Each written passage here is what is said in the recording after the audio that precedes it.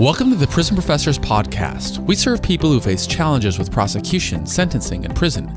My co-founders are Sean Hopwood and Justin Paperny. My name is Michael Santos. We create digital content and our team offers individual consulting services. We also assist agencies that want to improve outcomes. To learn how we can help you, text the word Prison Pro to 44222. Again, text Prison Pro to 44222 and get our free brochure.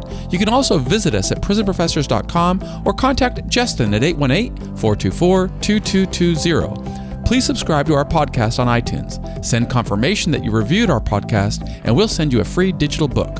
Stay tuned for a 20 to 30-minute episode of Prison Professors. Welcome to Prison Professors. I am Michael Santos. You are not going to believe who I have as a guest today. I have the famous Jameson Rogers, and he is the CEO of a company that he started from scratch and has currently built it up to how much in revenues, Jameson?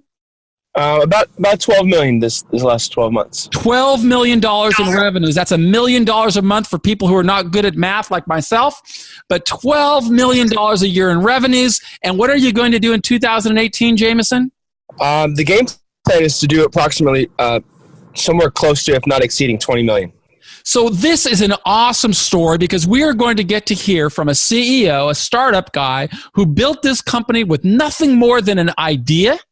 And now we are proud at Prison Professors to be working with Jameson in helping more formerly incarcerated people get into the job market. It is an awesome story. I know I'm going to inspire people in prison because you are going to be learning what you can be doing today to position yourself for success tomorrow. So Jameson, thank you first of all for taking time out of your busy schedule to talk with our audience. And I want to begin by asking you a little story about how in the world did you get started in this business that is currently generating $12 million a year? What was the starting point? Back in 2011, it all started from watching my mom, who smoked traditional cigarettes since I was a baby my whole life. I watched her slowly convert to these disposable electronic cigarettes that I was buying for her every time that I stopped by a liquor store or a gas station. And little by little, as I watched these actually help her and assist her in smoking less of these traditional cigarettes, which I knew were harmful for her, I became inspired to look into this industry a little bit more and do some homework and see what other brands were out there. And I just kind of sparked a passion in my mind at the time to just learn more about what these things are, what they're all about. And come to find out, there was only a couple of brands at the time that I would see in these liquor stores, and I set out to try to find out where those were manufactured and what it would take in order to develop a brand of our own. So stop for a second there. Let me just kind of recap what I understood. So this was what year, Jameson? This is late 2011. So late 2011. How old were you in late 2011? I was 26. So you were 26 years old, and what kind of education did you have? Were you like an MBA from Stanford or Harvard? No, I just have a high school education. High school education, and yet you had the foresight to say, wow, my mom's got some challenges with smoking, number one, right? That was the first step. Yes, that was, yep. Number two, you said, hey, there's this new technology or new thing called, what's it called, vaping, or what is it called? Yeah, e-cigs or electronic cigarettes or vaping. But so you see a movement, and then your research shows you that it could be better than smoking. Is that right? That's correct. Yeah, all of those things. Then you went and made a pitch to your mom to try to get her to try them. Is that right? Yeah, she had a new Prius at the time, and I said, look, you probably shouldn't smoke cigarettes in the car because you want to keep that new car smell. So I said, just try this for a week or two. Only use this electronic cigarette in the car. Keep it smelling new and nice. And she said, okay, I'll do that. I'll do that for you. I think that's a good idea. So she did that, and she surprised herself that she was able to do that. And that really changed my mindset because she's never been able to make that a part of her lifestyle in terms of not smoking at some because you spend a lot of time in the car. So it was eye-opening for her and for me at the time. And so you learned that your mom was receptive to this idea. What is the next step that you take when you're just learning about this? How do you go from seeing this, oh, that's kind of interesting, what do you do next to start building your company? Well, the first thing I did, I remember it was a weekend, and I just started Googling different popular electronic cigarette companies. And come to find out, that same weekend, a company called Blue Cigs got bought out for $134 or $5 million from the tobacco company Lorillard, which owns Newport and some other, traditional cigarette brands. So, and I was shocked. I didn't realize that these companies could be so valuable. So I started doing research on how many retail locations Blue Cigs was carried in, and it was carried in 8,000 Walgreens at the time, and that was it. And then the rest of their sales were online. So in my mind, not ever running a business before or building a brand before or anything, in my mind, I just did the math. Okay, if I get into 8,000 locations, I'm ultimately worth $130 million plus. So I thought I could do that. Like, even if I got them one at a time myself, driving around, I think I could build it up to 8,000 stores, not knowing anything about anything.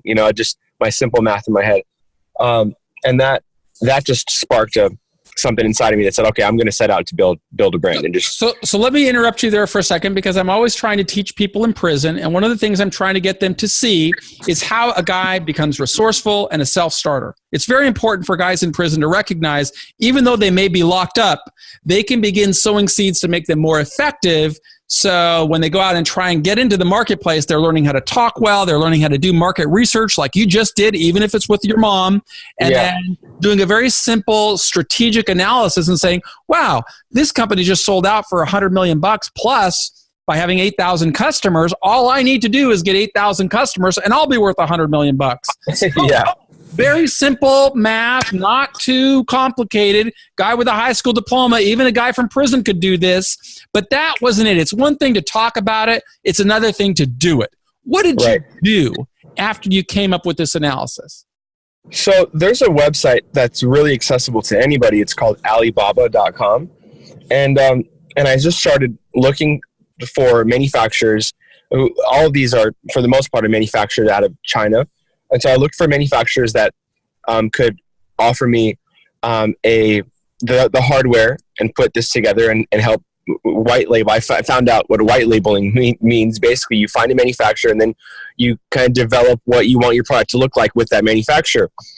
It's really hard to find a manufacturer that you would trust, but I just started talking to anybody and everybody that I could find on Alibaba. A lot of them are middlemen, and middlemen of middlemen. So I ended up having to sort through, the who's who and kind of figure things out for myself just by having conversations back and forth over, weeks and months with different people off of Alibaba. Found the actual facility where these e-cigs that I was buying for my mom were actually made, like the manufacturers that were making the current brands that were on the market. And then just worked with the main one or two manufacturers to develop what I wanted this to look like. Over the course of about 2 months, back and forth, kind of sifting through the weeds, we settled on a specific look and got some samples from China, and then we scrounged up some money together to put together our first small order of what became the brand Anywhere. So wait a minute. Did all of this over the internet, or did you go to China? I actually sent my childhood friend to China before we placed our first order to see these people face to face. So, wait a minute. First of all, you decided you came up with a plan of 8,000 stores. Second, you start looking on the internet and you find Alibaba.com. Yeah. And then you find at Alibaba, there are some suppliers over there that will do what you called white labeling. It will help our audience understand what white labeling means again. So, if you wanted your own water brand, you basically find the manufacturer of the water company and say, okay, if you put my label around that water bottle, how much would you charge me? And it's basically these guys are making these products every day in bulk, and they'll make you your own brand as well because they're the manufacturer, and put whatever label or packaging you'd like around it. And the cool thing about that, for anybody who's listening to this that may have a challenge with the criminal justice system and face challenges getting into the job market because of a criminal background, they can learn from Jameson. And when he went out selling those his white labeled product, they didn't ever ask him about his background, that he only went to high school. Just as if you do this type of initiative, if you learn from a CEO like Jameson, nobody's going to ask you about your background or the bad decisions you've made in the past. The only thing they're going to care about is, can you get the order? Can you close the deal? Can you bring value to a customer or to a potential business partner? And if you can, that's all that matters. So my message here to you as we continue listening to the inspiring story from Jameson Rogers is that you should be using your time today to begin sowing seeds so that when you come home, you can do what Jameson did. And Jameson, continue talking with us then. So you said that you worked with Alibaba, you designed a product, you sent a friend to China. Did he speak Chinese? No. It was just a childhood friend. I started this company with two of my childhood friends that I've known forever. And we just basically, they were around and we were brainstorming this idea. And at first they thought I was a little crazy, but then they started getting into watching this come to life, sketching out what we wanted the packaging to look like on a napkin. I realized I couldn't do it by myself, and they had really valuable input, and so we started developing this brand together. So my business partner, his name is Ali. He ended up flying to China, and Ali went to see Alibaba. No. Yeah, exactly. Basically, the Alibaba is basically a platform for suppliers to meet people that need them. It's a middleman kind of platform. So Ali went there, saw what we created and the finished product, kind of blessed it, gave his thumbs up that this is exactly what we were expecting it to look like. And then, because it was a lot of money to us, but how much money were we talking about, Jameson? I believe we spent $14,000 on our very first order. So you start with a $14,000 investment, and you turn that into your first order.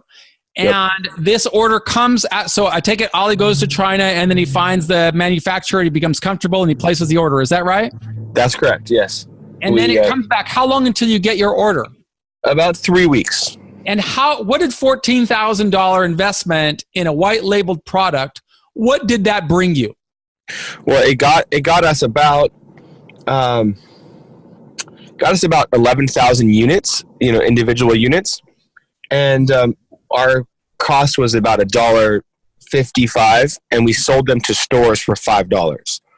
So almost more than a 400% markup. How did you go about, how long did it take you? How did you go about, going after your first order and taking it from just having these products in your garage, 11,000 units, into building a business that we're going to hear about now? Go ahead. Yeah. So we had it delivered to my friend's house. And we knew that we needed a display to put on the counters of these convenience stores. And so we sourced those locally, bought a small amount of those displays, put them together ourselves before the product arrived. So the minute that the product arrived, we started putting together these little display kits. And I loaded my car up with, as many as I could fit, maybe 30 or 40. And then started driving to the local 7-Elevens, local gas stations, local convenience stores. And just walking in, telling them, hey, you're selling this product right here for this dollar amount. What would it take for you to carry this and put this right next to it and see how it does? Just it's a numbers game, right? The more people that I walked into their store and had this conversation, the more likely I was to get some yeses. And the first one customer said yes, and I thought, oh, this is going to be easy. And the second store I went to, the guy said, no, I don't have time for this today. And so just one by one, just kind of trying to shake off any rejections, go and hunt down the next yes. Some people didn't want to pay for it up front. Some people just wanted to leave it there on consignment. And I said, okay, well, I'll come back next week and just pay me for whatever units that you guys have sold. And they said, okay. So it was just hitting the ground running and going in and talking face to face with these guys and trying to tell them why they should work with us. So I'd be back on a weekly basis. They can count on me coming. So that there's a lot of takeaways in there for our audience, right? It's about being ready to deal with the world as it exists. And that means facing rejection. Jameson said he'd go into the first store and they were receptive, but the second store said, no, I don't have time for him. But he didn't go crawl in a corner and whimper and said, my God, I just spent $14,000. What am I going to do? No, he picked himself up. He went out and he did it again and again and again and again. And his words were chasing the next yes. My question for you is, if you're locked in prison right now and you're thinking about what you're going to do in your future, are you willing to be as persistent as Jameson? Because the only one that is going to stand in your way is the guy that you see every morning when you're looking in the mirror. If you want to be successful, you got to follow the pathway of successful people. And that's why we strive at Prison Professors to bring on successful people like Jameson. So Jameson, you sold the first one, a couple were rejected. How long did it take for you to find enough partners that would help you get rid of those 11,000 units that you had in your garage? It took about 3 weeks, the very first order. And then we realized we're going to be out, and people started calling for reorders. And then you have to manage the next order with China and placing the deposit and then waiting for that product to arrive and the timing that's associated with everything. And so then it really became, okay, this is becoming a lot more organizing. It's just not as easy as just the first order, because nobody expects you to have the first order in the timing that nobody's waiting on anything. So then we have to fulfill, their expectations and perform on our promises. And so that's when we started to learn a lot more lessons of customer service and making sure that we stayed in stock and all the unique challenges that come along with having a product, related business. So that was the fun stuff. And so how did the business scale? You told us at the beginning of this interview that you aspired to get 8,000 customers. One by one, how have you grown? How many customers were you growing in year 1, year 2, year 3? How are you managing those expectations? So we service 7-Elevens. Individual franchisees own each 7-Eleven, so they make their own decisions based on. There's a small amount of product that they can pick up from, and they can make their own decisions store by store. They all have to have the majority of the things in the 7-Eleven are uniform, store to store, but they can make a small decision independently on what they want. So one franchisee told us about a 7-Eleven trade show that was coming up, and said that we should probably be there since we were doing so well in his store. So it was a week away, and I got the phone number of somebody to call, and it was local here in Southern California. So we ended up calling them, and they had one booth available left, and we said, all right, this is a big risk because we've never spent any money marketing before, but this seems like we'd meet a lot more of these stores here at this show. So we ended up doing it. We didn't have any experience. I never went to a trade show of any kind before that, so I didn't even know what to expect. But we went there with 100 displays and just we didn't have any trade show booth. If anybody's ever been to a trade show, they have these decorative booths and things. So we just had a folding table, and we made a big pyramid of our own displays behind us. So that was the only thing that our whole booth was made out of, and my partner and I, and a clipboard in each hand. So we walked around and met a bunch of people and got 100 stores to sign up and say, yes, I'll try this product at that show.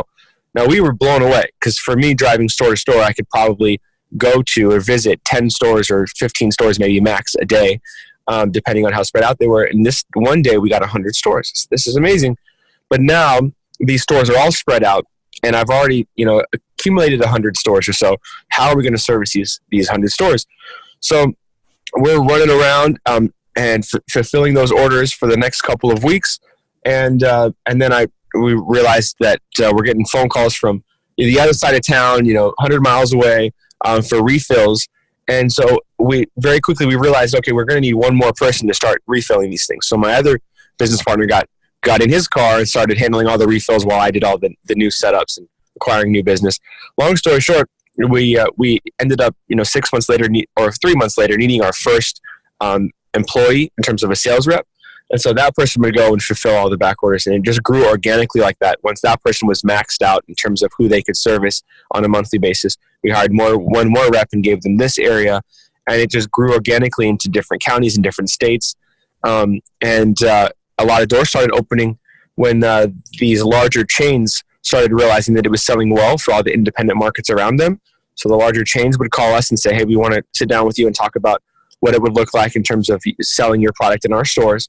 And that in turn opened doors for larger distributors, and so on and so forth. It kind of grew organically like that. We had to continue to come out with relevant products because you can't just keep the same product there. We have to constantly be evolving and trying to bring what's relevant because the industry and the technology advances. So organically, we just grew like that. And every relationship opens a new door, and it really is just all relationships. It's all how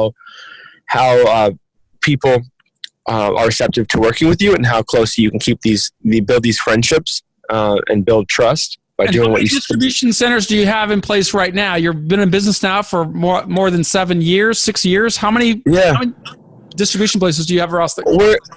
We're in the last count that I had was we're in about anywhere between 18,000 to 20,000 actual stores, and we're selling our products into 40 plus countries throughout the world, and so it's been a fun ride and a lot of education along the way. Every different chapter of business opens a whole new door of exciting stuff, as well as the whole new set of challenges. And so we're constantly learning and evolving. So we're talking to Jameson, the co-founder and CEO of a e-cig company. And I am so proud to be working with Jameson, who works to hire some of the formerly incarcerated people who have gone through our Straight A Guide program. And Jameson, I'm just so grateful to you for taking a chance on people who have gone through prison and come back and want to have another shot at living in society as contributing tax-paying citizens. I'd like you to tell our audience why you would choose to hire a formerly incarcerated person if that person has gone through our Straight A Guide program. What's moving the needle for you and willing to overcome their criminal background and say, I'll give you a job, I'll give you a shot? What is it? For me, every person is different, right? And at different points in life, we all have made mistakes, and for me, knowing you and what you're doing, and all the good that's going into to helping people kind of turn that page and begin a new chapter of their life, I think it comes down to myself. Like looking back, myself having something to prove to myself, my family, my friends, and I think if my friends didn't give me a chance, or my parents didn't believe in me, or somebody didn't believe in me along the way, I think that spark would have been put out a long time ago, and I wouldn't be where I am today. And so just understanding that people are, for the most part, are good natured. Good-hearted by nature, and the fact that people, no matter what choices they made in the past, if they're dedicated to doing better, then somebody should give them a shot. So it's about the person, I think, and just showing the dedication and hard work that goes into completing your program. I think speaks a lot in terms of them really being taking it serious, that they're ready for this next chapter in life. So for those who are listening to this program right now, I would love for you to consider all that we've learned from Jameson Rogers during this program. If you're thinking about what steps that you can take while you are incarcerated, or if you are going into the criminal justice system, how are you going to overcome these challenges? We really encourage you to abide by the principles, the values-based, goal-oriented program that we teach at Prison Professors, because it is those values, goals, and principles that are going to help you persuade a CEO like Jameson that you are worthy of this second chance. It's very important to be able to identify the values by which you live. It's crucial to be able to identify the very clear goals that you have set under the most adverse of circumstances, because that's a message that Jameson can identify with. You heard him say at the beginning of this episode that he started with nothing, and now he has 16 to 18 or 20,000 different partners that are selling his product in more than 40 countries. How did it happen? It wasn't an accident. It is because he embodies the same principles that we suggest every person in prison learn to embrace. Have the right attitude. Make sure that you have an aspiration of what's going to be successful. I can tell you Jameson's story in this program very simply, just from what I learned from him today. 100% commitment to success. That's the right attitude. He didn't care what it took. He was going after those 8,000 stores. Aspiration. He heard somebody else start with nothing and sold their company for $100 million by getting 8,000 vendors. He said, I'm going to do the same thing. But that wasn't it. He didn't only talk about it. He took action. The third A in our straight A guide. He did his research. He did his market research. He did his manufacturing research. He took action and placed the order. He did what he had to do to make it happen. He held himself accountable. You heard him say repeatedly through this interview, it's a numbers game. The more times I am willing to face rejection, the more likely I am to succeed. Then he became aware of the market, right? The fifth A in the straight A guide. He heard about trade shows. He didn't get afraid. He just said, let's invest. Let's take action. Boom. Led to 100 orders. What does that mean? The market became aware of him and they started investing in him. And he has shown his appreciation by a willingness to help others. And Jameson, we are just so grateful to you for your willingness to take time on a Sunday afternoon and share your inspiring story with the Prison Professors podcast, because it's people like you that is helping us spread this message on prison reform and both inspire and educate people incarcerated so they can come out like you. Thank you very much, Jameson, for taking this time to talk with us today. Thank you so much, Michael. Appreciate it. Let me ask you, do you have any final words of wisdom that you might offer to people in our audience who are right now maybe struggling with the most difficult time in their lives? Any final words of wisdom and hope and inspiration? Because that's what you are. You're a leader. Inspire our guys. I'd say just focus on the goal. Self-doubt, there's been 1,000,000,000 times since we started this company or set out on this venture of trying to accomplish something. People ask me, our employees ask me sometimes, hey, like what is the one piece of advice? And if you make up your mind that you're going to go and do something, just don't think about it too much. Just start doing it little by little. You'll look back in a year or two and be like, man, I can't believe I accomplished all that.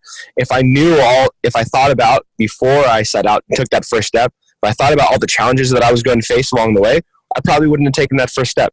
But it's a blessing to not think about it. It's like that's the one piece of advice. I think just do it. If you have an idea, if you have a mind, just do it. You're going to learn something. Worst case scenario, you're a lot more educated than you were before, even if it doesn't work out for some reason, and you'll be better off the next time you try to set out and do something. But just do it and keep your eye on the goal. Those are words of wisdom from Jameson Rogers, CEO of Anywhere, an e-cig company that's being distributed in more than 40 countries, more than 20,000 strategic partners, and he is a sponsor of the Prison Professors program to bring people out of prison back into successful careers. He's hired a lot of people. We're so grateful to work with him. And I just want to thank you from a personal level, Jameson, for supporting our program. I also want to let anybody know who's out there, if you want to learn more about what steps you can take to begin preparing yourself for a successful life after a journey with the criminal justice system, visit us at prisonprofessors.com or text the word Prison Pro to 44222. That's text Prison Pro to 44222, and you can learn a little bit more about the various ways that we try to improve outcomes for people who are going through the criminal justice system, whether you are a defendant, a lawyer, a service provider, a law enforcement official. We've got products and services that we offer and we make available, and we just want to help more people get the best possible experience. And we thank you again, Jameson. We'll be back tomorrow with another inspiring guest on the Prison Professors program. Thank you.